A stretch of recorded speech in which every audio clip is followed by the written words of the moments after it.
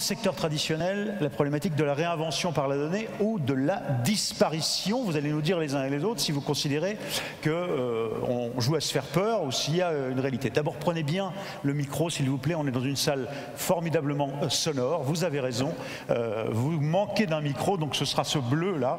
Micro bleu, voilà. Merci infiniment, Mathieu Veil. On va commencer par vous. Je rappelle que vous êtes le chef du service de l'économie numérique à la DGE. Peut-être d'un mot, nous rappeler les missions qui sont les vôtres. On a cité l'ANSSI, on a vu Etalab tout à l'heure, pour le compte de l'État, auprès, là encore, le chemin parcouru depuis 5 ans, auprès des entreprises. Vous êtes l'interlocuteur. Qu'est-ce que vous faites ? Alors tout à fait, la Direction Générale des Entreprises, par définition, elle sert les entreprises, c'est-à-dire qu'elle s'occupe du volet qui est complémentaire de ce qu'on a vu pour la DINSIC, qui s'occupe de la numérisation de l'État, de l'ANSSI pour la sécurité, qui sont les politiques économiques qui ont trait au numérique de manière très large. C'est-à-dire des missions traditionnelles qui sont évidemment de favoriser l'émergence de champions numériques en France et en Europe, de développer des infrastructures en France qui soient compétitives, donc de niveau mondial, sur l'ensemble du numérique. Alors il y a les télécoms entre guillemets en traditionnel, mais de plus en plus on parle des plateformes de données, on parle de l'hébergement des données. Et puis une mission qui est extrêmement chère à nos yeux et qui est tout à fait au cœur de cette table ronde, qui est d'accompagner la transformation numérique de toute l'économie, depuis les très petites entreprises jusqu'au secteur traditionnel, puisque le numérique, il a cette caractéristique qu'il est à la fois un secteur et une transformation majeure de la société et de l'économie. On a vu que la révolution culturelle s'est faite dans le secteur public en la matière, puisque c'est vous qui dites aujourd'hui aux entreprises, vous aussi, question de survie, allez-y, c'est fondamental.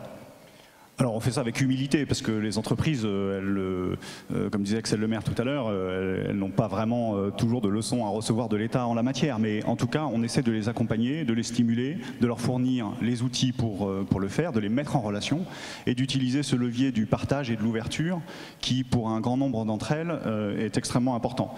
Je ne vais pas revenir sur tout ce qui a été dit, mais ce qui intéresse vraiment l'État et notamment le ministère de l'économie, c'est quand l'effet global il a des impacts sur la croissance, sur la productivité des entreprises et au niveau global bien sûr et pas simplement dans l'histoire d'une entreprise particulière. Mais pour ça c'est une somme de petites choses, c'est évidemment les petits ruisseaux qui vont faire les grandes rivières et c'est ça nos actions. Pourquoi vous prenez l'exemple de SpaceX versus Ariane comme la preuve, la démonstration qu'il faut s'y atteler et que tout peut changer ?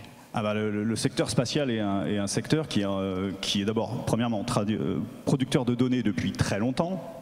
Évidemment, les données d'observation de l'espace, on sait bien qu'il n'y aurait pas de météo sans mise à disposition des données du secteur spatial.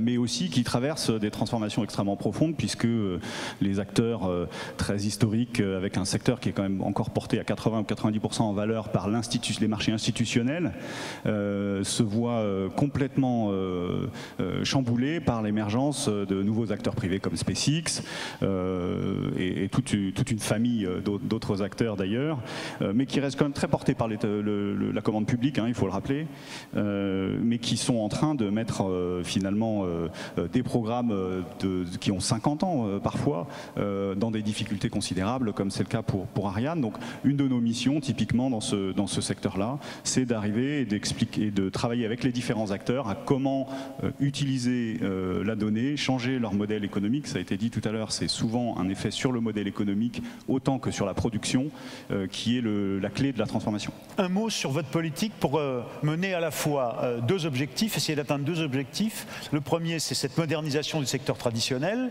de toutes les entreprises classiques, mais aussi d'essayer de faire émerger au niveau français, européen, de ce que le monde du numérique, on appelle des pure players, donc évidemment. Alors, de ce point de vue-là, évidemment, on est passé très très loin au-delà de la simple question de il faut que ce soit des offres françaises et rien que des offres françaises. Simplement, il ne faut pas non plus être naïf. C'est comme dans le domaine de la sécurité numérique, il y a des enjeux de souveraineté associés à la transformation numérique par la donnée. Il est indispensable pour l'Europe d'avoir une offre. Il ne s'agit pas simplement d'accompagner le secteur spatial, industriel, automobile vers le numérique. Il s'agit que les acteurs européens soient aussi partie prenante de cette numérisation et qu'on ne s'appuie pas exclusivement sur des technologies ou des logiciels qui soient développés ailleurs, parce que sinon on sait que ce n'est qu'une question de temps, en général assez court, avant que les acteurs qui se sont mis sur ces couches indispensables montent leur prix, prennent toute la valeur et nous fassent disparaître et réinventent à la place. Donc c'est un enjeu de souveraineté. Vous savez que c'est un sujet qui est très cher aux plus hautes autorités de l'État en ce moment. Alors Mathieu Weil, qu'est-ce que concrètement la DGE développe pour alors réaliser ça, ou en tout cas accompagner, aider ce mouvement ? Alors concrètement, on a des aspects d'abord de soutien très concrets, puisqu'on participe aux différentes aux appels à projets qui soutiennent des cas qui sont de plus en plus ciblés sur ces problématiques. Je prendrai deux exemples. Un exemple dans le domaine de la santé, qui est un sujet, vous le savez, qui était au cœur de la stratégie nationale présentée suite au rapport Villani. Dans le domaine donc des technologies de la santé, des startups se mettent au cœur, à l'interface entre les données qui sont dans les hôpitaux et les utilisateurs de ces données. Et c'est des projets qui existent déjà, qui sont déjà sélectionnés dans des cadres, par exemple, comme le Grand Défi numérique, qui vont mettre à disposition des modèles d'algorithmes d'intelligence artificielle. Ça, c'est un premier point. On construit les infrastructures. On a des soutiens extrêmement forts avec des acteurs comme TerraTech et Gensi sur la simulation numérique, de façon à ce que tous les acteurs des secteurs traditionnels puissent accéder à des capacités de simulation numérique qui leur permettent de faciliter le développement de nouveaux produits, par exemple. Donc ça, ce sont des éléments extrêmement concrets qui existent. Dans la stratégie Villani, il y en a évidemment plus, et donc on annoncera dans les prochaines semaines les suites de cette stratégie nationale, avec sans doute encore beaucoup d'accent sur des choses qui ont très bien marché, sur l'ouverture, l'innovation ouverte. Donc une entreprise arrive, elle met à disposition des données, et des startups sont en compétition pour essayer de produire un maximum de choses. C'est-à-dire qu'au fond, vous êtes le bras armé dans le rapport Villani, des propositions concrètes de Villani, vous essayez de les mettre en œuvre, de les réaliser. C'est vous qui avez la charge derrière de rendre ça concret. On dit toujours que dans la stratégie, il y a 5% qui est la définition de la stratégie, et puis ensuite c'est 95% d'exécution. Donc nous, on s'attache, on a participé assez étroitement à la stratégie également, mais on s'attache à ce que ça ne reste pas que une stratégie exprimée. Napoléon revient même dans la suite de Villani, dans le numérique, cet aspect. Encore un aspect, je dirais, en ce qui concerne les TPE, parce que c'est fondamental, ou les PME. Comment les embarquer? Elles ont à la fois un atout, la souplesse, mais aussi une difficulté, l'accès à des solutions et aux coûts qu'elles représentent. Alors le sujet des TPE nous est aussi très cher. Je vois Guy Maimoumani qui est en face, et je sais que c'est un sujet que le Syntec a beaucoup porté également. Bon, les TPE, on ne les aborde pas en disant il faut changer votre business model. C'est pas une façon d'interpeller des entreprises. Donc on est quand même beaucoup plus en amont. On sait qu'on a du retard en France, on a beaucoup de retard en France. Donc il y a eu un rapport très bon d'ailleurs du Conseil national du numérique sur ce thème. On est en train de mettre en œuvre un grand nombre de ces préconisations. On est entre guillemets the rocket is on the launchpad, comme on dit dans ces cas-là. Donc je ne sais pas ce que dira Mounir Majoubi tout à l'heure, s'il sera en mesure d'en dire plus, mais en tout cas la logique d'accompagner des très petites entreprises, des artisans vers le numérique, c'est aussi au cœur de nos actions. C'est complètement différent, c'est moins par la donnée que par l'apprentissage, la formation, les compétences. Oui. Enfin, il y a des outils comme la simulation qui sont stratégiques aussi pour certaines PME et auxquels elles peuvent avoir accès par votre plateforme. Absolument. Ensuite, on veille à ce que tous les dispositifs qu'on met en place ne soient pas simplement accessibles à quelques grands groupes, mais aux PME, et notamment les PME qui ont l'ambition de devenir des ETI, puisque vous savez que c'est ça le cœur de la politique économique en ce moment. Alors, là, vraiment, on n'aura pas placé le cadre, et notamment à travers les actions de l'État. On va peut-être même me reprocher d'avoir un peu trop présenté l'État avant l'entreprise elle-même. Alors, rentrons dans l'entreprise, les grandes entreprises, le secteur traditionnel, Suez Group. Myriam Riadi, vous êtes donc la CEO de Suez Group. Bon, une entreprise, un groupe mondial bien connu dans l'eau, hein, un de vos métiers, l'eau, le déchet, et puis aujourd'hui, ce que vous appelez la Smart City, c'est-à-dire une capacité à gérer mieux tous les aspects d'une économie circulaire, à commencer par l'énergie, dans une ville intelligente. Très bien, le numérique en quoi aujourd'hui, premier aspect, un des 3 champs que nous présentait tout à l'heure Axel Demer, vous permet d'aller plus vite, progresser sur ces domaines spécifiques sur lesquels vous êtes assis, qui est votre cœur de métier? Effectivement, le digital et la data plus particulièrement nous permettent d'abord d'être plus performants dans la relation avec nos clients. C'est un moyen pour nous de leur donner de la visibilité sur notre niveau de service avec des portails voilà, qui soient au niveau, faciles d'accès. C'est une manière pour nous de leur permettre de faire du self-care. Donc, self-care. Oui, tout à fait. De commander, par exemple, dans l'eau industrielle, ils peuvent commander des produits chimiques online, commander aussi des pièces, effectivement, pour tout ce qui est traitement d'eau. Donc, vraiment, on est en train d'apporter à ces clients, qui sont des utilisateurs finaux, usagers d'eau, etc., mais des clients B2B, vraiment des usages en termes de relations clients très proches du B2C. Parce que plus de souplesse, plus de rapidité, plus d'autogestion en quelque sorte. Donc là, vous mettez de la fluidité. Mais il y a aussi une dimension de reporting, de gestion globale des données aussi, dans lesquelles le client B2B a moins peur que le client B2C, par exemple de Linky. On a ce débat par ailleurs. Et là, là aussi, on gagne en temps et en souplesse. Tout à fait, c'est une attente forte de nos clients B2B, industriels, TPE, etc., d'avoir voilà, un niveau de service en termes de relations clients qui soit proche de ce qu'ils ont dans leur vie privée, en termes de self-care et de reporting. Ça, c'est un premier aspect. Deuxième aspect, c'est vraiment l'utilisation de la donnée dans la gestion de nos actifs et de nos opérations. Donc nous, on gère des actifs, donc des usines d'eau, des usines de déchets, et ces usines, elles sont de plus en plus connectées. Et effectivement, la data nous permet voilà, de nous améliorer dans la manière dont on fait notre métier traditionnel, réaliser des économies d'énergie, faire de la maintenance prédictive, optimiser nos interventions sur site. Vous avez un exemple qui vous tient à cœur, c'est vos camions. Tout à fait. Dans les ordures, des capteurs aujourd'hui, ils sont tous embarqués. L'enjeu là? Alors l'enjeu, effectivement, on a mis en place des capteurs dans nos camions de collecte de bennes à ordures. Et donc là, l'objectif, c'est vraiment d'optimiser les trajets de ces camions en fonction des taux de remplissage. Donc ça, c'est un enjeu assez fort pour nous. Autre exemple, c'est effectivement nos réseaux d'eau sont des réseaux qui sont connectés. Et donc ça nous permet en fait de dépêcher des interventions de manière optimisée et quasiment en temps réel voilà, dans ce management des réseaux d'eau. Mais j'ai envie de vous dire que tout ça, c'est du classique, c'est-à-dire qu'au fond, on fait mieux ce qu'on savait faire. Comment aujourd'hui vous êtes remis en cause le cas échéant, ou inventez vous-même, vous remettez en cause le marché, le business model de votre secteur ou non, et comment vous inventez de nouveaux services?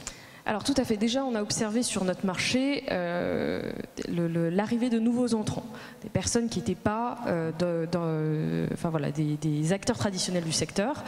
Donc par exemple sur tout ce qui est mise en relation entre un client et une prestation, sur toute la partie transport, il y a aujourd'hui des acteurs qui sont des sortes de places de marché, qui permettent effectivement de désintermédier cette partie-là. Ça c'est un exemple. Donc on est quand même si on est sur un métier traditionnel, on est quand même challengé par des nouveaux entrants sur certains de nos métiers. Et donc notre réponse à ça, c'est par exemple le développement d'un certain nombre de marketplaces en B2B. Donc je vais vous donner un exemple qui est déployé aujourd'hui en France. Aujourd'hui on a mis en place une marketplace qui s'appelle Organix, qui met en relation des fabricants de déchets organiques avec des utilisateurs de déchets organiques. Ça nous permet, grâce au digital et à la data, de structurer un nouveau marché à des coûts relativement optimisés, parce que s'il fallait qu'on envoie des commerciaux à chaque fois, voilà, on n'aurait pas la même structure de coûts, et en apportant de la modernité et de l'agilité à la manière de faire ce business. Ça, c'est un premier exemple. Autre exemple, c'est le sujet de la Smart City. Donc, on en parlait tout à l'heure. Donc là, ce qu'on fait, c'est que grâce toujours à la donnée et aux capteurs, on réutilise nos compétences de monitoring qu'on a traditionnellement dans nos usines d'eau et de déchets à d'autres verticales, type éclairage, type sécurité. Et ça nous permet effectivement d'apporter effectivement des services à valeur ajoutée à la ville, mais sans parler de nos métiers traditionnels que sont l'eau, les déchets. Être gros ne protège pas de l'arrivée des nouveaux entrants qui, eux, peuvent être très souples et savent utiliser les données, premier aspect. Deux, ça impose donc de surveiller à la fois ce qui émerge, mais aussi ce qu'on peut inventer soi-même. Donc d'être un peu dans l'open innovation, au moins à l'intérieur, dans l'innovation ouverte, au sein même de l'entreprise. Il y a tout de même des obstacles. Donc quand on est un groupe considérable comme ça, est-ce qu'on n'est pas confronté tout simplement à une incapacité à modifier la culture, au changement C'est quoi vos obstacles? Alors, les obstacles opérationnels au fait de mener les initiatives dont je parle, c'est d'abord tout ce qui est relatif à la qualité des données. Parce qu'effectivement, on peut lancer des expérimentations à côté de l'IT, en faisant des POC, etc.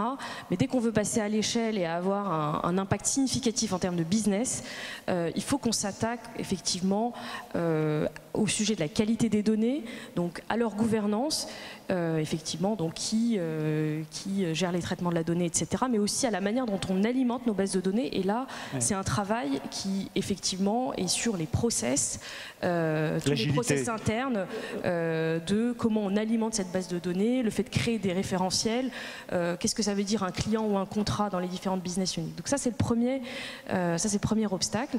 Et deuxième obstacle, c'est l'agilité de notre IT. Donc ça, c'est assez traditionnel. Donc sur tous ces sujets de données, on a vraiment un enjeu de choisir les bonnes plateformes qui soient interopérables et qui nous permettent également de passer à l'échelle. Et la culture, alors, la dimension culturelle dans cette transformation? Alors effectivement, la culture dans un groupe industriel comme Suez, effectivement, ça peut être perçu comme un frein. Dans ces entreprises avec ce type de culture, on est dans une recherche d'un procédé extrêmement parfait. On n'a pas tellement une culture du test and learn, donc il faut un petit peu faire changer les mentalités là-dessus. Et c'est toujours en parlant de cas d'usage très business qu'on arrive à faire bouger les lignes. Donc effectivement, resserrer les... On note bien cette clé, ça c'est un éclairage très pertinent, intéressant, parce que les blocages, c'est quand même ça notre sujet, c'est de savoir comment on débloque. Et là vous nous dites, passer par la dimension business, par la réalité du métier en quelque sorte, ou de la réalité du marché, ça débloque. C'est un point que je note. Je voudrais qu'on vienne à la façon, je vais vous redonner la parole dans un instant, mais Georges-Étienne Faure, donc vous êtes directeur de l'innovation des nouveaux métiers chez Nexity.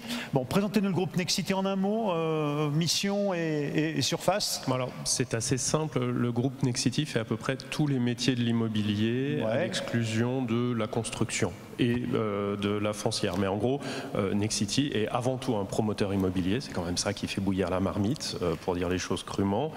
Mais par ailleurs, il y a l'ensemble des services immobiliers aux particuliers, la vente, la location, les agences, etc., aux entreprises, etc., etc. Alors, je veux bien qu'on dise que dans le déchet, par exemple, bon, il y a de la mobilité, les bennes, les capteurs, mais on peut se dire que dans ce qui est le plus assis par définition, c'est-à-dire la promotion et l'immobilier, c'est les derniers concernés. Pas du tout, vous êtes en pleine révolution aussi. Comment vous transformez via le numérique ce secteur, je dirais lourd, épais, et qui bouge plus difficilement?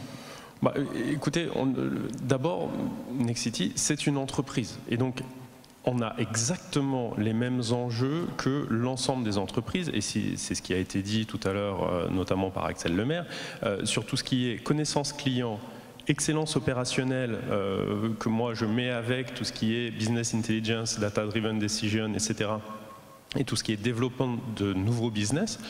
On a, même si c'est l'immobilier et que, oui, on est par essence dans du brick and mortar, on est quand même dans une stratégie, et Alain Dinin l'a bien dit, de transformation du groupe Nexity en une plateforme de services immobiliers.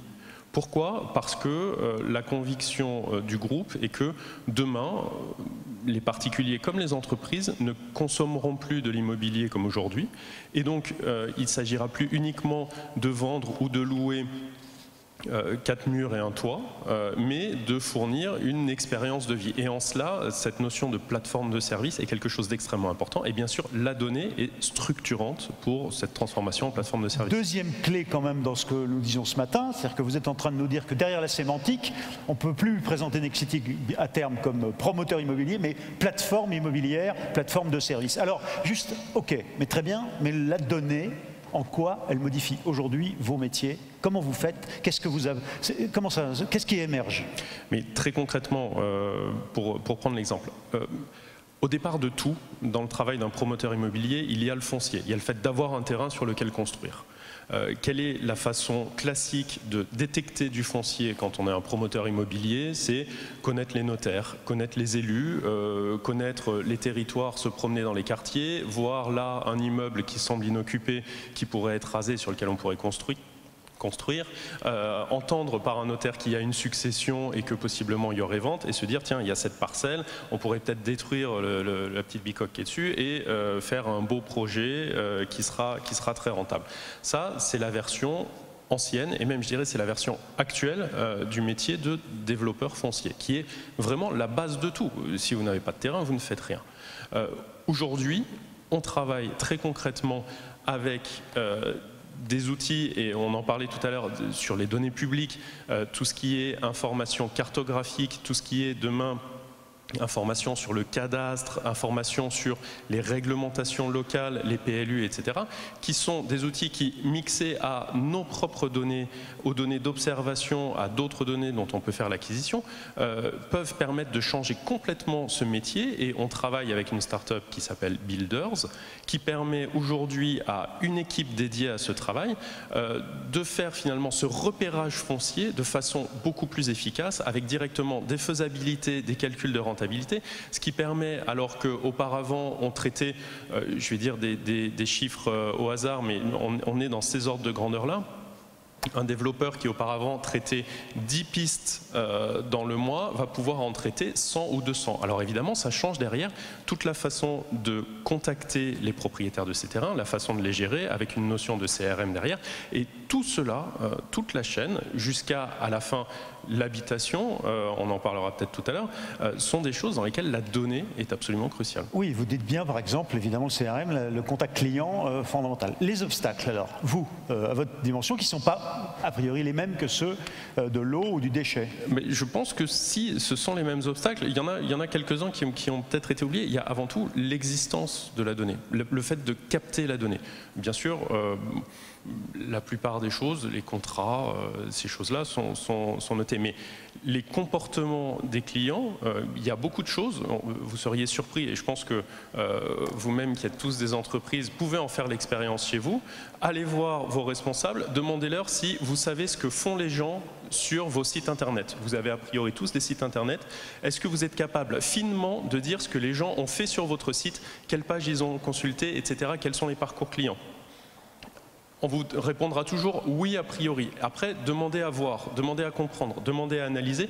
Vous vous apercevrez que souvent, ces données-là, comme beaucoup d'autres, sont insuffisamment captées et qu'il y a certainement la première étape qui est de s'assurer qu'on capte toutes les données. Aujourd'hui, le stockage ne coûte à peu près rien. Ce n'est pas les techniciens dans la salle qui diront le contraire. Donc, assurez-vous que vous captez l'intégralité des données. Après, évidemment, il y a les questions de formatage, de structuration. Il y a les questions d'accessibilité de ces données, mais accessibilité pour vous-même. Souvent, vos données sont détenues par des prestataires. Votre hébergeur internet, votre service informatique parfois, et même carrément un prestataire, voire même c'est outsourcé. Et peut-être que les données existent, mais est-ce que vous y avez bien accès à la fois dans vos contrats? Est-ce que vous y avez bien accès techniquement? Est-ce que vous êtes en capacité de les exploiter? Et après, se poseront évidemment les questions de la capacité à mélanger ces données, à avoir un data lake, etc. Puis les talents pour exploiter ces données. Oui, c'est-à-dire la notion de compétence est très importante aussi. On en reparlera. Il y a un point tout de même qui est au cœur de la notion de stratégie. Et c'est intéressant que vous ayez voulu poser ce sujet là maintenant, parce que je vous reposerai à tous la question tout à l'heure, mais quand on est, sinon le premier de son marché, un des plus puissants, eh bien aujourd'hui, on est le premier. La grande angoisse, moi j'en jugerai pas, la grande angoisse c'est garder son leadership ou pas. Alors c'est pas disparaître, c'est une façon de dire, on a tout simplement peur de disparaître. Alors, disons, c'est une réponse en deux questions. Oui, moi je vais plus loin, il y a garder votre leadership. Il y a 2 points. Il y a vraiment garder le leadership par rapport à ses concurrents habituels. On est dans la promotion immobilière, on sait quels sont nos concurrents, objectivement on est les premiers, mais c'est une concurrence à laquelle on est habitué, on sait faire. Alors, bien sûr, peut-être qu'un jour on passera deuxième, peut-être qu'un jour d'autres viendront nous tailler des croupières. Pour autant, c'est une concurrence à laquelle on est habitué. Ce qui fait plus peur, à mon sens, c'est la fameuse uberisation, même si bien sûr c'est un mot qui est absolument fourre-tout et galvaudé, mais ce qui fait beaucoup plus peur, c'est l'intermédiation, le fait que d'autres acteurs viennent complètement parasiter, faire dérailler notre business habituel. Et à la limite, je dirais que la plupart des gens devraient plus s'inquiéter de la concurrence à venir, celle qu'ils ne connaissent pas, que de la concurrence qu'ils connaissent aujourd'hui, leurs interlocuteurs habituels. Et c'est là que, évidemment, se positionner comme une plateforme, se positionner comme le réceptacle de données, y compris des données auxquelles d'autres ont accès pour créer du service, auxquelles d'autres ont accès pour se greffer sur vous, c'est là que vous devenez plateforme et vous devenez un acteur incontournable et donc vous devenez un acteur qui ne peut pas être écarté. Ce que je sens quand même, c'est que dans votre interrogation, dans la façon dont vous posez le problème, garder son leadership, mais même l'existence, c'est qu'on peut, quand on fait des choix stratégiques en disant je veux devenir de promoteur à plateforme de service dans l'immobilier, on peut s'interroger sur le risque qu'on prend et peut-être faire l'erreur qui fera que demain, ayant fait. Alors attendez, je voudrais qu'on voit s'il y a des questions SMS déjà à ce stade et en particulier des questions sur cet aspect. Ça va venir au fur et à mesure, mais si elles rejoignent notre débat, on va déjà les introduire ici. Je laisse à l'équipe technique de Syntec. Oui, me dit-on, allons-y dans ce cas-là. Si vous voulez bien, il faut que je la voie, cette question SMS. Je ne l'ai pas. Alors on va continuer avec Adrien Vincent. Après cette question du leadership et de l'existence même. Vous êtes vous le directeur général de qu'est-ce que c'est que Revealand? C'est un terme anglo-saxon. Attendez, elle est là la question. Faut-il conserver, inchanger le cœur de métier de ces entreprises historiques ou bien faut-il oser redéfinir leur territoire stratégique? C'est un peu la question que vous venez de poser là, quitte à abandonner certains pans d'activité. Pardon Adrien Vincent, je reviens à vous. Mais là, en effet, on se dit, est-ce que vous n'êtes pas en train de... Non, vous voulez garder tout de même la promotion elle-même. Je dirais, il n'y a pas de réponse valise qui vaut pour l'ensemble des entreprises, mais tous les éléments de réponse sont dans la question finalement. Le cœur de métier, moi, ma conviction personnelle aujourd'hui est que le cœur de métier de Nexity et ce qui fera bouillir la marmite demain restera inchangé, ça restera de la promotion immobilière. Le métier d'un promoteur, c'est j'identifie un terrain, je monte un projet immobilier dessus, si possible, je le vends avant même de l'avoir construit et d'avoir pris le minimum de risque. Et donc voilà, la gestion du risque, on en parlait tout à l'heure, c'est le métier fondamental d'un promoteur immobilier et c'est là qu'est la marge. Pour autant, donc ça, on ne l'abandonne pas. Ça, nous, en tout cas, enfin, je pense qu'on n'a pas prévu de l'abandonner dans les années qui viennent. En revanche, pour réussir à faire ce métier-là, pour réussir à continuer à faire ce métier-là, il va falloir qu'on soit capable d'avoir beaucoup d'autres branches et peut-être qu'on abandonne certaines activités qui ne seront plus rentables ou qui ne seront plus pertinentes à l'heure de la data, à l'heure du numérique. Et donc, tous les 4 bouts de la question sont tous des éléments de réponse. Mais ça dépendra évidemment des entreprises. Il y a probablement des entreprises type fabricants de pellicules, pour prendre des exemples très classiques, qui ont intérêt à réinventer complètement leur cœur de métier. Oui, enfin ça c'est déjà fait. Si vous voulez parler de Kodak, on connaît l'histoire. Myriam Riadi, sur cette question, votre réaction, groupe Suez, est-ce qu'au fond on devient une plateforme de service qu'on fait faire par des prestataires et on gère plus soi-même, on abandonne des pans d'activité? Non? Oui? Qu'est-ce que ça implique comme choix stratégique? Alors effectivement, nous, je pense que notre ambition, c'est de rester le leader en fait, des services environnementaux Smart City, et avec l'objectif de conserver la relation client. Après, derrière ça, effectivement, on ne s'interdira pas, je pense, d'abandonner certains pans moins rentables que d'autres font mieux, à condition qu'on garde bien cette relation client et qu'on puisse choisir les meilleurs acteurs avec lesquels travailler, surtout quand on est en conquête sur des nouveaux marchés, où on n'a peut-être pas forcément envie de déployer tous les investissements en CAPEX comme on l'a fait par le passé. Donc effectivement, la data, le digital nous permettent de penser différemment notre business traditionnel. Alors, je continue la progression avec un autre exemple, Casino, et cette plateforme, cette équipe, je ne sais pas, qu'est-ce que vous faites, Revealency, au sein de Casino? C'est quoi votre mission? Effectivement, le C de Relevancy, c'est un clin d'œil à Casino, et la traduction française de la pertinence. Relevancy, c'est une start-up ou une filiale du groupe Casino qui a pour mission d'offrir la meilleure compréhension possible du comportement des achats en France, et ce à destination de marques alimentaires, à destination d'instituts, et aussi on fonctionne avec la sphère publique. Notre matière première de data, c'est 46 millions de tickets de caisse mensuels qui proviennent des enseignes du groupe Casino, de Monoprix, de Franprix, des supermarchés Casino, des hyper, mais aussi de Cdiscount. Ces 46 millions de tickets de caisse, on va les croiser avec quasiment 30 millions de profils de consommateurs français qui nous permettent de construire cette sorte de méga base de données qui est notre matière première, qui nous permet de proposer des services de ciblage publicitaire, de compréhension aussi des comportements d'achat et aussi des services de mesure de performance. De cette manière, Relevancy, c'est une sorte de Google Trends de la data transactionnelle, c'est offrir cette meilleure compréhension du comportement des achats. Mais ce qui est particulièrement aigu dans votre exemple, c'est qu'au fond, là c'est le contraire, un peu on se dit les petites souples arrivent et puis elles bouffent le terrain des gros parce qu'elles ont plus de souplesse, plus d'intelligence.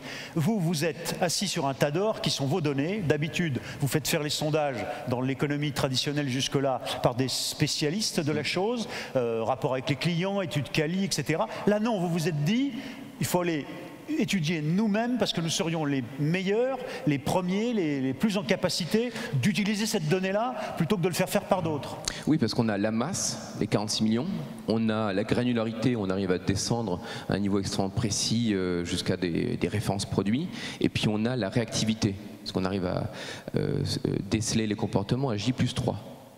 Donc là aussi, c'est quelque chose qui nous distingue de tous les acteurs traditionnels. Et ça apporte quoi de plus alors? Parce qu'on voit bien que la start-up Casino, c'est en train de redevenir une start-up Casino. C'est une boutade, mais qu'est-ce que ça vous apporte de plus? L'usage du numérique dans le transactionnel, dans la relation avec le client. Alors, on n'est pas la seule start-up de Casino, c'est qu'il y a une culture de l'innovation chez Casino.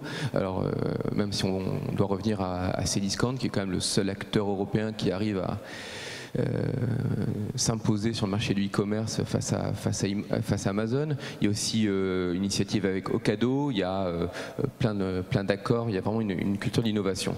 Non mais rassurez-vous, il n'y a que les meilleurs sur les tables rondes d'ici, donc de toute façon vous êtes le meilleur. On n'est pas les... Non mais c'est amusant parce qu'on n'est pas les plus gros, mais c'est vrai qu'on a cette agilité qui est essentielle dans la construction d'initiatives de ce type chez des grands groupes. Et une initiative comme ça, chez Casino, n'a pu se faire qu'à condition d'avoir justement suffisamment d'autonomie qui est laissée pour recruter des talents, pour développer rapidement et dans une agilité maximum ce type de projet-là, contrairement à beaucoup d'autres acteurs. Mais en quoi vous contribuez à la prise de conscience dans le reste du groupe que c'est incontournable et que même là, les points de distribution, tout ça, ça peut demain échapper aux propriétaires classiques, à l'entreprise classique, au métier classique? En quoi est-ce que vous contribuez à ça dans l'entreprise? Aujourd'hui, l'enjeu de la grande distribution, c'est l'omnicanalité, c'est la compréhension que le consommateur, l'acheteur, online, offline, bouge et est totalement volatile. Donc nous, on apporte en fait des réponses en termes de compréhension et on crée en fait un nouveau business au sein de Casino. Et c'est important parce que c'est un peu ce qu'on disait avec les autres acteurs, c'est que créer un nouveau business, c'est créer de la valeur et donc c'est pas uniquement survivre, c'est aussi se réinventer. Alors cette réinvention, elle est quand même, c'est quoi le blocage? Le premier blocage, il est culturel, pardon, mais les points de distribution, la logistique, non, parce qu'ils ont toujours été des spécialistes, comme vous le disait Axel Lemaire, de ça, ils savent faire. Mais bon, vos obstacles? C'est le blocage, c'est comprendre qu'un business plan, aujourd'hui, un business plan qui repose sur de la data, c'est une incertitude. Et qu'un business model doit se réinventer à chaque fois. Je vous donne un exemple. Initialement, Relevancy était basé sur, avant tout et premièrement, sur un ciblage, une promesse de ciblage publicitaire. Nous avons la capacité à pouvoir cibler des acheteurs de tel et tel produit, telle et telle catégorie, etc. etc. On s'est rendu compte peu à peu que finalement la dimension étude, insight et compréhension prenait de plus en plus de place dans notre business model. Qu'on n'allait pas uniquement collaborer avec des marques alimentaires ou avec des agences publicitaires, mais qu'on allait pouvoir également collaborer avec des acteurs de la sphère publique. Que notre data intéressait l'INSEE, intéressait le ministère de la Santé, que notre data intéressait des instituts d'études. Bref, cette réinvention du modèle, c'est faire accepter au sein d'entreprises qui fonctionnent sur des business models presque ancestraux, faire accepter ça, ça a été le premier obstacle. Aujourd'hui, c'est fait. Alors, c'est passé. Deux questions quand même, parce que sans ouvrir tout de suite le débat sur l'ouverture, qui aura lieu dans la deuxième table ronde, ou non des données, on se dit toutes ces données-là, elles peuvent servir à d'autres, évidemment, du marché, mais elles peuvent servir à d'autres publics. L'INSEE peut se dire, tiens, je vois le comportement des Français, l'INED, l'Institut d'études démographiques, ça doit être une source magnifique, les données que vous avez. Et puis à l'inverse, est-ce que vous ne risquez pas, en restant fermé, d'être enfermé dans votre écosystème et puis de ne pas voir le monde à côté agir, changer, muter? On prenait l'image tout à l'heure du robinet, c'est exactement ça. Il faut que le robinet soit ouvert, la question c'est à quel niveau et qu'est-ce qu'on laisse sortir. Mais c'est essentiel de collaborer, je le disais, avec l'INSEE, avec le ministère de la Santé, c'est essentiel de collaborer avec des instituts, c'est essentiel de collaborer même avec les GAFA, c'est-à-dire reproduire leurs propres méthodes et aussi se rendre compte qu'on leur apporte une donnée finalement qu'ils n'ont pas. Et c'est peut-être la dernière donnée qui leur manque, c'est la donnée transactionnelle du quotidien, cette donnée des achats du quotidien, c'est ce qui leur manque. Bon, on note bien, j'ai posé la question pour que vous répondiez, pour que ça serve d'élément dans la réflexion et dans le débat de la table ronde suivante. Une question SMS peut-être à ce stade, et puis je viens à vous, Nicolas Sekaki, et vous comprendrez pourquoi j'ai fini par vous, parce que IBM est un peu atypique dans ce débat. La transformation des vieilles entreprises, le vieil est entre guillemets, on a vu que vous étiez les meilleurs, les plus jeunes chez Casino, mais quand même, des vieilles entreprises doit-elle être externalisée à des start-up? Est-ce la solution pour y arriver? Il y a quelques années, on disait open innovation, on va chercher ailleurs la souplesse qu'on n'a plus. Vous faites la démonstration contraire. Quelle est votre réponse à cette question? C'est une question de curseur. C'est-à-dire qu'on n'est pas indépendant, on est une filiale à 100% du groupe Casino. Pour autant, on a une autonomie de fonctionnement. Et un exemple de cette autonomie, c'est presque la localisation. Et je pense que c'est très important aujourd'hui pour attirer des talents, parce que, on le disait tout à l'heure, tout est une question d'exécution. L'enjeu, c'est l'exécution. On a l'exécution de la tuyauterie, l'exécution de l'analyse de la data, il faut que les stocks arrivent, il faut qu'on vende. Aujourd'hui, donc, pour l'exécuter bien, il faut des talents. Et les talents, aujourd'hui, c'est des data scientists notamment. Pour attirer des data scientists dans nos vieilles entreprises, eh bien, il faut notamment jouer sur la localisation. Les faire venir à la Défense, eh bien, c'est un peu plus compliqué. Les faire venir en banlieue parisienne, dans les sièges traditionnels des entreprises, c'est plus compliqué. Et quand on voit contre qui on se bat, quand on se bat contre Google, quand on se bat contre Facebook, quand on se bat contre Crypto et toutes ces startups-là, eh bien, elles sont dans le centre de Paris. C'est essentiel, je pense, c'est un exemple parmi d'autres, de cette autonomie qu'on nous laisse, effectivement, cette autonomie de localisation pour attirer les meilleurs talents. Oui, enfin, vous avez répondu, les startups, on les crée en interne. Sur ce point, Monsieur Nexity, si j'ose dire, Madame Suez, est-ce que votre réponse c'est quoi? Et puis je passe la parole à Monsieur Sekaki dans un instant. Alors, nous, effectivement, chez Suez, on a un enjeu d'innover plus avec des acteurs externes, parce qu'on a cette culture d'innovation interne qui est forte, mais qui va pas assez vite par rapport au rythme. Qui est plus métier que ça. Voilà, qui a surtout pas une question d'idées, mais de rythme. Donc ça, on a vraiment besoin d'accélérer cette partie partenariale. En revanche, je pense que sur ces métiers clés qu'on est en train de réinventer, il est essentiel d'avoir des porteurs de projets qui soient internes. Alors certes, effectivement, dans un mode de travail qui soit accéléré, un petit peu séparé des contingences, des lourdeurs, etc. Mais ça me paraît essentiel, notamment autour de la donnée,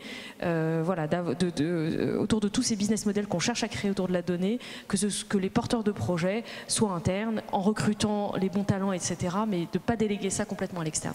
Georges-Étienne Faure. Ouais, écoutez, il n'y a pas une seule solution, il y a de tout, et on fait de tout. C'est-à-dire qu'il y a des projets portés en interne qui resteront internes, il y a des projets d'intrapreneuriat où on crée des filiales, des spin-offs totales ou partielles du groupe, il y a des partenariats avec des startups, il y a des prises de participation dans des startups et il y a des rachats de startups. Donc il n'y a pas de règle en fait. Il y a toute la palette. Il y a généralement jamais une solution toute faite. Il y a N solutions et il faut toujours prendre un petit peu de chaque. Alors, je vais vous demander de passer votre micro à Nicolas Sekaki. Vous êtes le PDG d'IBM en France. Bonjour. Bonjour. Merci d'être là. Qu'est-ce que c'est IBM? Parce que IBM, c'est un machin qu'on connaît depuis très longtemps. C'était une marque qui nous a, c'est-à-dire qui est belle, imposée, puis on a l'impression que c'est parti, puis c'est revenu. Vous vous êtes complètement transformé depuis 30 ans. C'est quoi IBM aujourd'hui et ça vient d'où? Je pense que déjà on répond à la question IBM en répondant à la question SMS, c'est est-ce que c'est une entreprise? Est-ce qu'on doit être capable de changer son secteur d'activité et de quitter finalement un secteur que vous avez inventé pour en réinventer un autre? Et IBM est typiquement cette entreprise-là. C'est-à-dire qu'on est plus de centenaire, on a dû changer 5 fois de business model. Il y a 15 ans, 65% de notre chiffre d'affaires était fait sur la vente d'ordinateurs. Aujourd'hui, c'est 9% de notre chiffre d'affaires. Et on est une entreprise qui fait 80 milliards de dollars de chiffre d'affaires et qui s'est complètement réinventée et qui continue à se réinventer en ce moment. Oui, avec une croissance, un développement, pas un recul. Donc, sur certains sujets, on n'a pas hésité à vendre au passage. On a vendu, il y a 7-8 ans, on a vendu pour 20 milliards d'activités. 20 milliards, c'était 20% de notre chiffre d'affaires. Certains avaient dit, ils sont fous d'ailleurs. Et on s'est dit, il vaut mieux vendre maintenant parce que les enjeux de demain, qui sont ceux d'aujourd'hui, qui sont la donnée, l'expérimentation, le cloud, l'intelligence artificielle, nécessitaient des investissements. Et on savait que ce qui nous rapportait de l'argent à l'époque allait devenir une commodité, voire allait devenir quelque chose qui va être suffisamment banal pour que nous devions bouger. Voilà. Donc, qu'est-ce qu'on est aussi, et on le voit dans le débat, c'est très intéressant parce qu'on est sur un débat sur la donnée, on a été sur la donnée privée, sur la sécurisation de la donnée, etc., sur le consommateur. Et en fait, notre métier, même si on s'est transformé, c'est garder ses valeurs. Et nos valeurs et notre positionnement, c'est celui de l'entreprise. Et l'objectif que nous avons, c'est de comprendre les technologies et de les développer et de les mettre au service des entreprises pour qu'elles puissent se transformer. Bon, alors... Et ça, c'est un positionnement qui est assez unique et il faut être capable de le faire. Oui, vous êtes plus qu'un consultant, vous offrez de l'ingénierie, vous offrez des solutions, vous accompagnez. Très bien.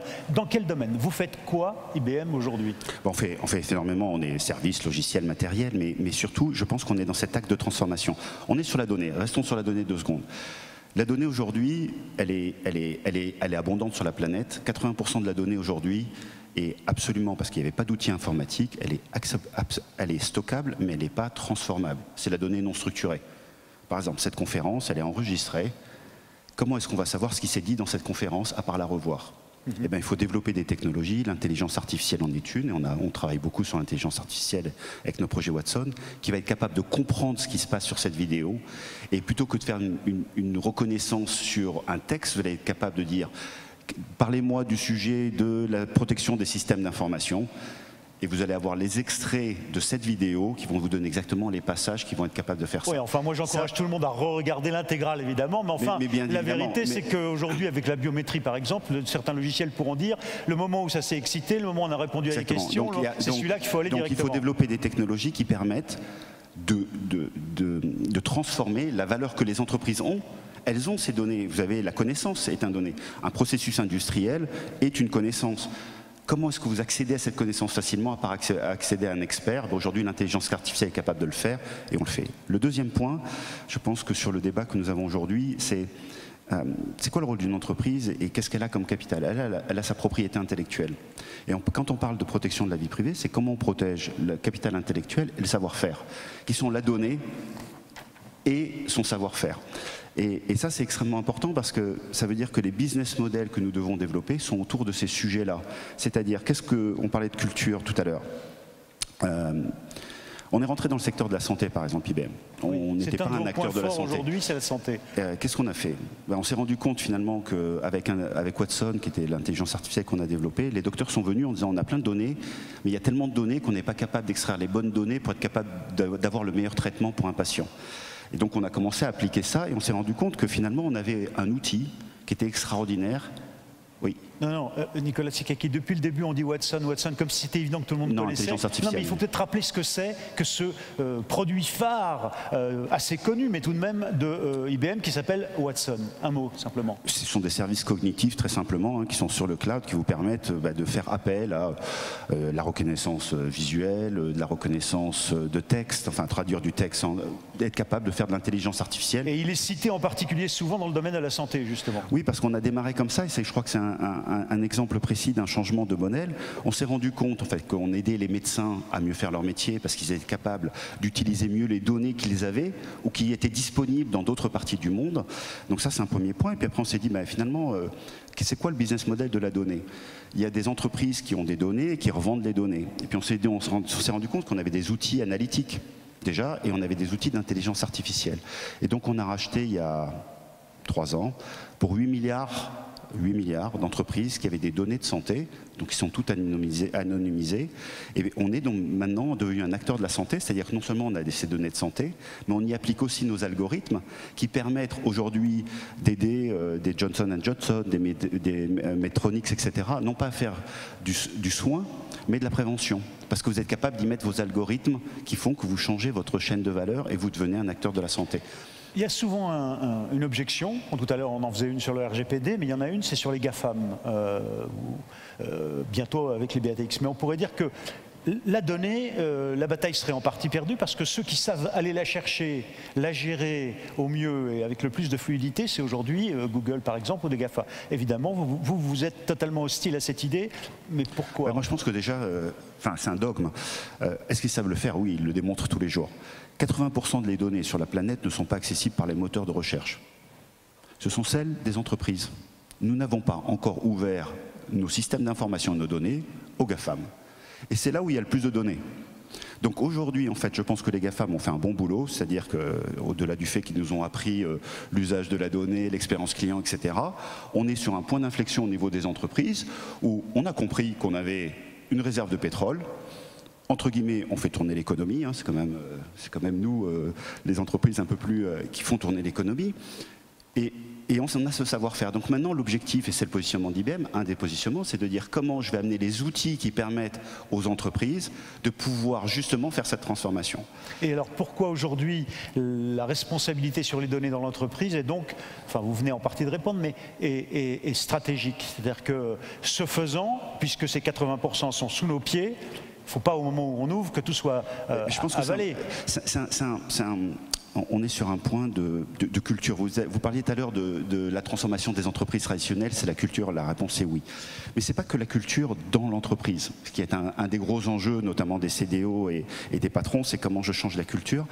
Mais c'est quelle va être la chaîne de valeur. Je vais vous donner un exemple. On parle tout à l'heure, vous avez parlé 5 fois de la logistique en disant que c'était un domaine où l'expertise était là, il n'y avait plus rien à réinventer. La réponse est non, il y a tout à réinventer. Je vais vous donner un exemple. Vous prenez les conteneurs. La logistique conteneur, c'est quelque chose qui est quand même assez banal, on sait à peu près comment ça se passe, il y a quelques grands acteurs. Et la vraie question, c'est de se dire combien il y a d'acteurs, quand vous transportez un conteneur, je sais pas, de Bombay à Rotterdam, combien vous avez d'acteurs qui interviennent dans ce transport-là? Il y a plus de 200 acteurs. Et au passage, la documentation du conteneur est sur du papier qui transite au fur et à mesure. Et bien on voit qu'il y a des technologies genre la blockchain qui permettraient aux acteurs qui sont en fait concurrents dans la vie de tous les jours, de partager un certain nombre de données avec les ports, voilà. Et donc l'objectif pour moi de la culture, c'est là où on pensait qu'on était concurrents, c'est de dire qu'est-ce qu'on met en commun qui permettrait de faire de l'innovation, donc de baisser les coûts, d'augmenter l'innovation, tout en protégeant la qualité des données. On a des technologies genre la blockchain qui permet justement d'avoir cet écosystème, de l'ouvrir à d'autres, les ports, les douanes, etc. et d'être capable d'inventer des business models qui soient différents, c'est-à-dire quels sont les services que je vais pouvoir développer autour de ces plateformes. Et la plateforme n'est pas forcément celle d'un shipper ou d'un Nexity, mais c'est une plateforme finalement d'une filière qui va permettre de développer des nouveaux business models. Et ça, c'est un véritable enjeu de positionnement. C'est fascinant ce que vous nous dites là, parce que Mathieu Weil, au fond, vous venez de donner, alors ça m'embête beaucoup, hein, parce que vous venez de donner la clé de tout le débat qui va suivre.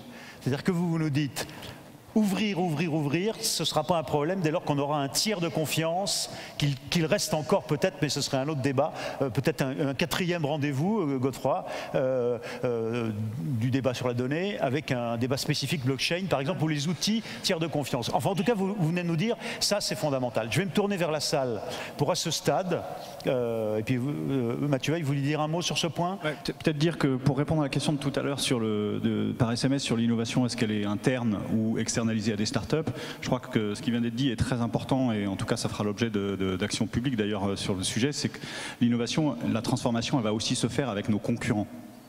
Et le choix de avec qui on souhaite coopérer.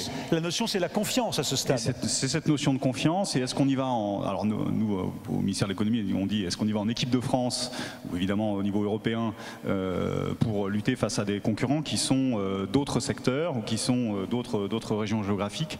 Et ce sera vraiment le sens d'un certain nombre des actions qui sont proposées par Cédric Villani sur la stratégie IA, de regrouper des gens par filière pour construire, que ce soit dans la santé, dans l'environnement ou dans la sécurité. Deuxième tiers de confiance possible, l'État qui crée, qui impulse la notion de filière, et évidemment les syndicats professionnels. Ouais, Nicolas Sekaki, un mot. Je voulais juste réagir sur ce point-là. Par exemple, l'intelligence artificielle est un véritable sujet aujourd'hui, parce que vous pouvez protéger vos données autant que vous voulez, mais si vous êtes sur un tiers de, si vous utilisez un prestataire d'intelligence artificielle qui par définition a besoin des données et qui va capter votre savoir-faire, il peut capter votre métier par la même occasion. Donc par exemple, nous on a des dictées et des principes sur l'intelligence artificielle, disant la donnée appartient au client, son savoir-faire appartient au client et on a la transparence des algorithmes de manière justement à ce qu'on garde au niveau de l'entreprise cette compréhension. Et ça, ce sont des sujets qui sont, on parle tous de la donnée, l'intelligence artificielle qui est aujourd'hui très présente, a déjà ouvert des brèches. Oui. Donc il est temps de se le réapproprier aussi. C'est tout l'enjeu de notre discussion qui va suivre dans la deuxième table ronde. Mais d'abord, je vais me tourner vers la salle en demandant à l'équipe technique un peu de lumière qui, éventuellement, là, à ce stade, après les questions SMS ou en complément, voudrait poser une question à nos orateurs sur cette dimension de la réorganisation, les métiers traditionnels, la disparition. Je ne peux pas croire que vous soyez tous... oui, alors, pardon. Voilà, et la petite, voilà, le micro c'est ça. Voilà, allez-y. Votre question, je vous en prie. Oui, bonjour, Éric Truffet. Je travaille au sein du groupe de travail de standardisation au niveau du réseau l'IOC pour définir des nouveaux standards, des nouveaux concepts qui vont permettre à l'ensemble des secteurs de pouvoir mieux échanger. Et on voit bien, quand on parle de la matière première au niveau des données, lorsqu'on parle de la sécurité des systèmes, qu'il y a des liens entre tout ça. Et si au niveau du SIGREF, lors de la formation en management système d'information, il disait qu'il fallait identifier les objets métiers. Et aujourd'hui, je constate, au niveau des organismes de standardisation au niveau international, il n'y a personne. On est 3 ou 4 au niveau français. On a besoin d'aide. On a besoin de vous, là, tous ceux qui êtes là. On a besoin d'aide pour définir, pour se mettre d'accord sur les concepts de base simples. Quand on parlait tout à l'heure des conteneurs. Est-ce qu'on ne pourrait pas définir au niveau mondial une notion de conteneur avec les Japonais, avec les Américains, sans rentrer dans la technique ? Parce que là, après la technique, on arrive dans l'aspect... Donc la problématique de la normalisation, en tout cas d'un dialogue au niveau filière internationale. Et d'une normalisation de langage, pas technique, pas de dire il faut utiliser du MQTT ou du l'OPCUA ou je ne sais quoi, non, conceptuel. Et le problème, c'est qu'aujourd'hui, on voit bien au niveau des entreprises, au niveau de l'État, de partout, qu'on a soit ceux qui connaissent bien le numérique, ici, soit ceux qui connaissent bien les métiers, et comment les faire se parler. Voilà. Donc, alors, question, avant de donner la parole aux orateurs, je voudrais prendre les autres questions éventuelles de la salle. Ici, c'est à vous. Hop là, voilà, bien joué. Je vous en prie. Présentez-vous d'un mot, s'il vous plaît. Oui, Manuel Moragues de l'usine Nouvelle.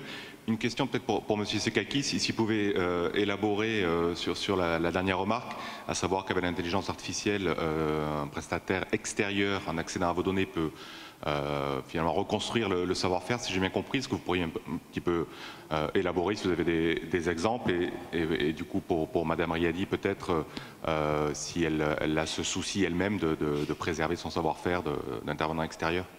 Merci. Est-ce qu'il y a une troisième question dans la salle? Ce sera la dernière occasion d'intervenir, donc n'hésitez pas, faites-nous signe, oui, non. Je voyais autour de Godefroy de Belzman, non, personne ne veut, pour les PME, personne ne veut prendre la parole pour évoquer la problématique des PME. Ah, si, ça y est, voilà. Est-ce que vous auriez l'amabilité de transmettre le micro derrière, pardon, ici, et mademoiselle là-bas au fond, on lui donnera le micro aussi. Je vous en prie. Oui, merci. J'avais une autre question. Donc Thibaut Bourdel, moi je travaille en agence d'architecture, aussi dans le bâtiment. La question, on parle donc de réinvention ou de changement de secteur des entreprises, finalement en termes de formation et de compétences internes. Comment vous faites d'un point de vue éventuellement de recrutement ou de formation continue, et c'est au-delà de la communication finalement, c'est en termes de compétences.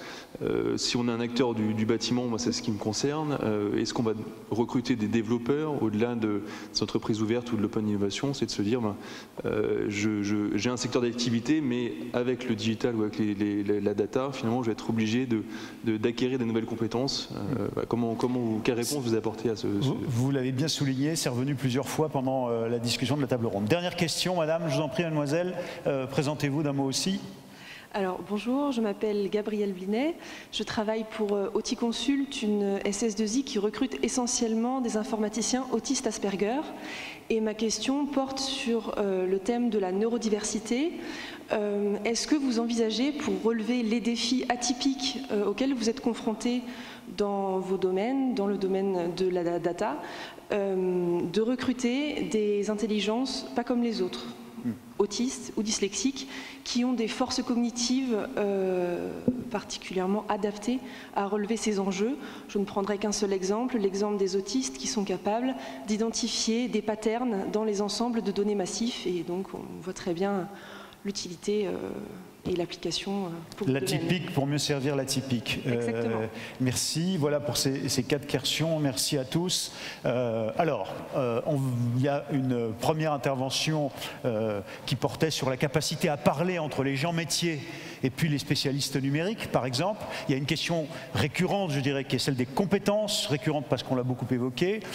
Il y a des questions spécifiques qui vous sont adressées par mon confrère de l'usine Nouvelle, qui est toujours très en pointe, ce magazine. Et moi, je ne suis qu'un abonné. J'ai aucun intérêt dans l'usine Nouvelle, mais je vous dis abonnez-vous, parce que dans un contexte difficile pour la presse, voilà une revue bien faite. Parenthèse refermée. Et puis, il y a ces questions sur le bâtiment en particulier. Alors, par quoi on commence? La question du rapport métier numérique, du dialogue. Là-dessus, vous avez tous quelque chose, j'imagine. Et puis, la question, évidemment, de l'intelligence atypique. Myriam Riady. Alors déjà sur la question de la normalisation, effectivement je pense que c'est quelque chose d'essentiel vers lequel il faut qu'on aille. D'ailleurs j'ai travaillé précédemment dans une autre industrie, dans l'assurance, où effectivement on travaillait beaucoup plus entre acteurs pour pousser des standards, etc., dans une forme de coopétition. Et c'est clairement un chemin à faire. Alors c'est pas en tout cas très bien structuré, en tout cas dans l'industrie de l'environnement, mais ça me paraît assez essentiel parce que... Qu'est-ce que vous faites alors pour que du coup se parlent chez vous à un échelon local, mais aussi national et international, les différents acteurs? Alors nous déjà, on a un enjeu de faire cet exercice-là en interne chez nous en fait. D'accord, déjà. Qu'on ait déjà vraiment des référentiels, je le disais tout à l'heure, qu'est-ce que c'est qu'un client, qu'est-ce que c'est qu'un contrat, de manière assez commune dans un grand groupe, ce qui est déjà... On en est encore à ce stade tout de même, il y a cette question de référentiel. Oui, quand même, enfin, tout dépend des business sur lesquels on est, mais c'est ce que je disais tout à l'heure, un des freins qu'on a, c'est cette qualité des données, des référentiels communs, et c'est ça qui permet de passer à l'échelle. Donc je pense qu'on a déjà ce travail-là à faire, mais ensuite, bien sûr, le faire de manière plus commune sur une filière. Je réponds aux autres questions ou Georges-Étienne Faure sur ce point, Nexity. Juste sur la standardisation, monsieur, vous avez totalement raison et on le voit nous par ailleurs dans tout ce qui est BIM, c'est-à-dire l'informatique du bâtiment, le bâtiment connecté, etc. La standardisation, c'est un cauchemar, c'est un job incroyablement ingrat, c'est un job qui est très important, y compris d'un point de vue stratégique, parce que celui qui maîtrise le standard maîtrise le marché, et on voit bien, quand on parle des GAFA, etc., ils ont réussi aussi à imposer des standards de fait. Google, sur l'information transport, a réussi à imposer son standard. Pourquoi? Parce qu'ils en ont fait un, et tout le monde l'a utilisé, et puis voilà. Et donc, ce sont des choses stratégiques, et pour moi, qui dit boulot ingrat, time consuming, important mais stratégique, dit intervention de l'État, et je pense que ça pourrait être un boulot de la DGE, et je crois d'ailleurs que c'est un boulot de la DGE, d'appuyer, y compris pour que la France porte une voix dans ces travaux de standardisation qui sont très importants. Martin Veil. Oui, c'en est un, effectivement, avec à la fois un suivi des travaux de normalisation dans le domaine numérique. Dans les autres domaines aussi, il y a un certain nombre d'équipes au-delà de l'équipe numérique qui s'occupe de ça, et il y a des appuis financiers qui sont possibles parce que, comme le dit Georges-Étienne Faure, c'est souvent ingrat, il y a souvent besoin de se convaincre. Mais la question, c'est qu'est-ce que vous faites pour aller dans ce sens-là? Il y a des financements, alors qui sont souvent apportés d'ailleurs par la Commission européenne, que nous on relaye, mais il y a beaucoup de financements très peu utilisés en France, beaucoup trop peu utilisés en France pour accompagner à la normalisation dans le domaine numérique notamment. Et puis il y a des organismes comme l'AFNOR qui sont évidemment soutenus par le ministère, qui mettent énormément de moyens. Et enfin, des travaux qu'on peut faire sur des enjeux de filière. Là encore, dans chaque enjeu de filière tel que je l'évoquais tout à l'heure, il y a certainement un enjeu de standardisation pour pouvoir faire coopérer les gens. On sait que dans le monde de la donnée, qui dit coopération dit structuration de la donnée, dit standard, et bien sûr, à terme, éventuellement, normes. Nicolas Sekaki. Je ne suis pas forcément complètement d'accord dans les priorités. Oui, on a vu que vous n'étiez pas d'accord, mais sur quoi alors? Ça se voit, oui. Parce que je pense que, oui, à un moment donné, il faut pouvoir échanger les données. Il faut pouvoir échanger les données, c'est sûr. Et s'il y a quelqu'un qui a réussi à imposer une norme, par définition, il devient le passage nécessaire. Mais je pense que le vrai débat aujourd'hui, c'est comment on favorise l'innovation. Comment on crée de la valeur. Et se créer si de la valeur. Si on ne parle pas la même langue, et donc, si je pense que la qualité des données n'est pas la même. Oui, mais non. Oui, mais non. Par exemple, aujourd'hui, ceux qui possèdent toutes les données n'ont pas de problème de modèle. Nous, par exemple, on ne possède pas de données. On est en train de développer des modèles qui nous permettent d'arriver aux conclusions sans avoir la qualité des données ou la masse de données nécessaire. Je pense que notre métier, c'est un métier de bâtir des ponts. C'est-à-dire, par exemple, vous le voyez très bien, il y a des gens qui ont des technologies, mais qui ne savent pas quels vont être l'impact sur les business. Et il y a des gens qui veulent avoir un impact de business, réinventer un business, mais qui ne connaissent pas les capacités technologiques qui sont aujourd'hui, l'étendue. On parle d'intelligence artificielle.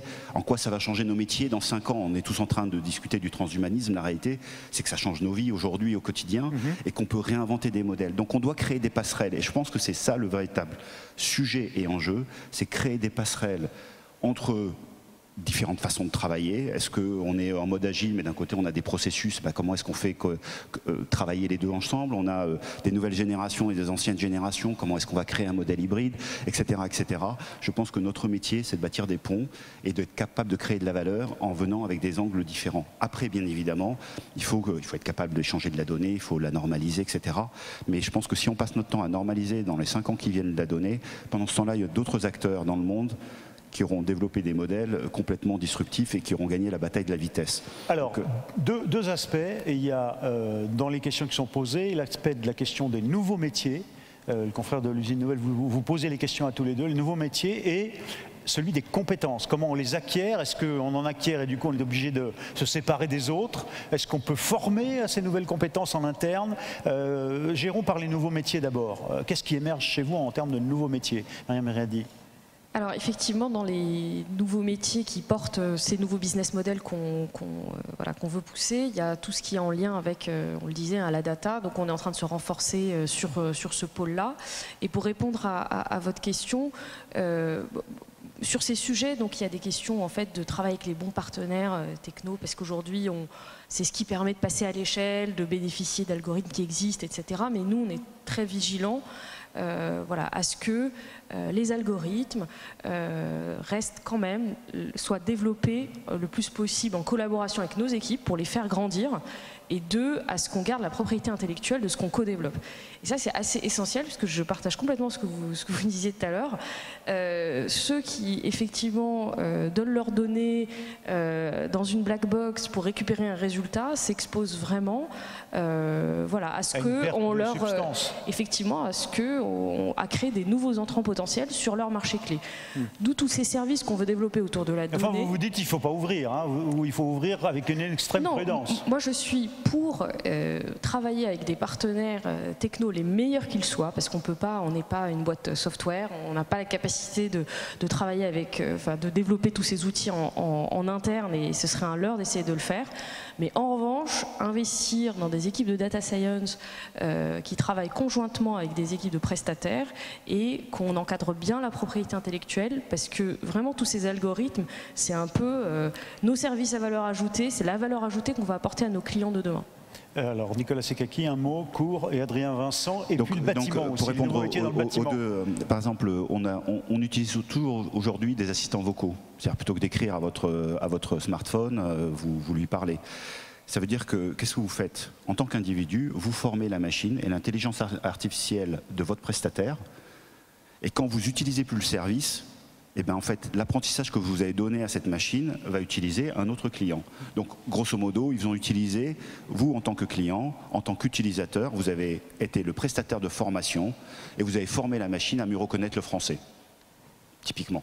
Mais aujourd'hui, vous parlez à votre téléphone, il reconnaît bien le français, parce que nous, en tant que communauté française, francophone, on a aidé à éduquer la machine, qui fait qu'on voit qu'en 2 ans, eh ben, aujourd'hui, le taux de reconnaissance est super. Faites la même chose dans une entreprise, et en fait, vous avez appris à potentiellement un prestataire qui a une intelligence artificielle, votre savoir-faire avec ces données. Et quand vous arrêtez de l'utiliser, votre graphe intellectuel est dans le système. Et donc il est extrêmement important d'avoir des prestataires où vous savez exactement comment est traitée la donnée. Par exemple, chez IBM, pas de pub, mais le graphe intellectuel des projets qu'on fait sur l'intelligence artificielle appartient au client. Et c'est-à-dire qu'il ne bénéficie pas à un autre client. Alors ce qui fait un problème aussi, parce que quand vous avez un nouveau client, il dit mais il ne comprend pas le métier de la banque. Ah oui, parce qu'il y a des choses qu'il va falloir lui réapprendre qui sont spécifiques parce qu'on veut garantir ce sujet-là. Mais ça s'appelle, enfin il faut vraiment être très précis sur ces sujets-là parce qu'effectivement c'est des gros enjeux de positionnement. Adrien Vincent, alors sur les nouveaux métiers, sur les compétences. Exactement, sur les nouveaux métiers, les talents et les compétences. Vraiment sans langue de bois, je pense qu'il faut distinguer le digital de la data. Aujourd'hui, le digital dans les entreprises est arrivé à un niveau de maturité suffisant pour se dire que déjà le CDO est plus forcément nécessaire et qu'il est éclaté au sein de différentes fonctions. Et deuxièmement, le CDO était un peu un CDD. Et deuxièmement que finalement le digital peut être, on peut former des gens au digital et des gens de l'interne au digital.